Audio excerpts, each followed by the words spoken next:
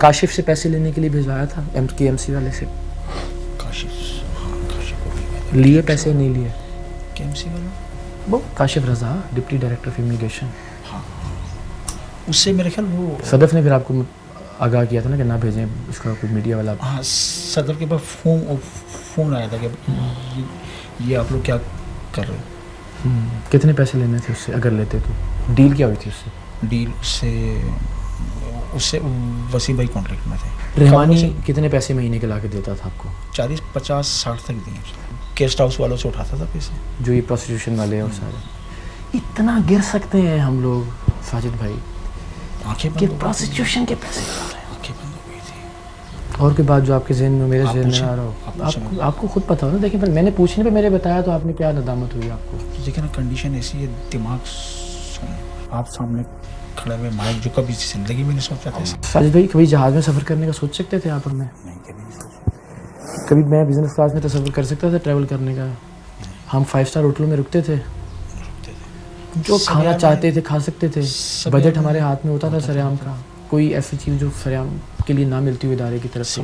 गाड़ियाँ घर से पिक करती थी, हमारी औकात थी ये? नहीं, हमारी औकात नहीं थी। सब हमें दिया, एयरवे ने दिया। फिर क्या मसला था? बस नहीं पता ना बॉस, कुछ आप किसी भी चीज़ के पैसे उठा लो यार। मतलब यार बेवाओं के, यतीमों के, माजूरों के पैसों पे अगर आ गए हो और प्रोसिक्यूशन के पैसे उठवाना शुरू कर दिए हैं, लाठी बड़ी बेवा। नीयत अगर ये होती कि यार वो 35 लाख आएगा, हम ख्वाजा गरीब नवाज ट्रस्ट में डलवाएंगे, इसको घर लेके देंगे इस फैमिली को, तो कैसे रंग लगते हैं? किसी की बददुआ तो लगी होगी ना?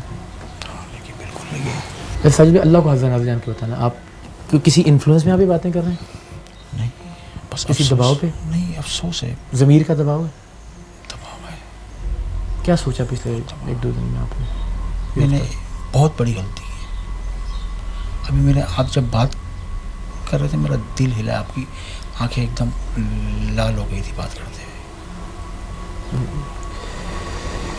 कुछ जाती तो नहीं हो रही आपके साथ? और अगर हो रही है तो हमने 8 साल में सबके साथ जाती की है, इसका मतलब?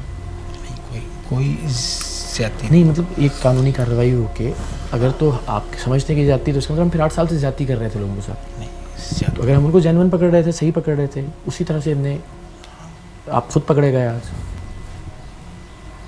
तो ठीक हुआ इसका मतलब। अच्छा, नवाब का और दूसरे का क्या नाम था? नवीद। क्या रोल था? आपने फ़ोन करके मना किया उनको? जिस दिन हमने डिसाइड किया कि आप मुझे किन शिकायतें आ रही हैं, मैंने कहा इनको पकड़ें, फिर इनके खिलाफ सबूत रिकॉर्ड करें। आपने फ़ोन किया उनको, मना किया कि बेटा अभी 1-आध महीना रुक जाओ, नहीं, खामोशी इख्तियार करो? मैंने ये नहीं कहा कि 1 महीना रुक जाओ। मैंने उनको तंबीह कर दी थी कि इस तरीके का होने वाला। तो आप उनसे कुछ लेते थे? कभी कोई इन्वॉल्वमेंट रही? एक दफ़ा नवीद से आई थिंक 10,000 रुपये लिए थे बस। और किस चीज़ की? वो भी कोई मेरे ख्याल केस के हवाले से किया था, वहाँ से उसने लिए थे पैसे बस। बाकी तो इसको इस्लामाबाद भेज के कुछ पैसे मंगवाए थे नवीद को? इस्लामाबाद गया था ये एक खातून से, मेरे ख्याल से इसने 50,000 लिए थे। अली जो हमने अबू बकर को बाज़ियाब करवाया था इस्लामाबाद से, आपने मुझे मैसेज भी किया पहले दिन, मुझे सारा पता था कि क्या हो रहा है। ठीक है, ये वो आ रहा है उसका शौहर, फिर दूसरी बार भी आया, फिर आप लोग भी मिलने गए उसको? नहीं, हम नहीं गए मिलने, वो 2 मरतबा ऑफिस आया। क्या इरादा था? क्या मांगे? 5 लाख मांग ली थी? उसमें जो बातचीत कर रहे थे वो वसीम भाई कर रहे थे, लेकिन फिर उसमें मैंने मना कर दिया था कि नहीं ले। क्यों? आपको लगता था ये पकड़वा देगा? अच्छा, वो आपने अपना जो यूट्यूब चैनल बनाया था, जो लड़की होस्ट थी उसकी, रॉयल तेस, उसमें किसी को पकड़ के लिए पैसे? उस पर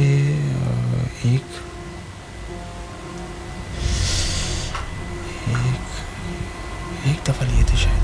कितने? वसीम भाई ने लिया था 45 या 50,000 लिए थे। हाँ, जब हमने की बेटी को उसके शौहर की उससे कैद से आज़ाद करवाया था, तो SHO उसके साथ आपने आधे किए पैसे? SHO ने 10,000 रुपये दिए थे। और किस चीज़ के थे? यार सोचो, साजिद, नवाज, टीम सरेआम, सोचो फिर 10,000 रुपये ले रहे हैं आप।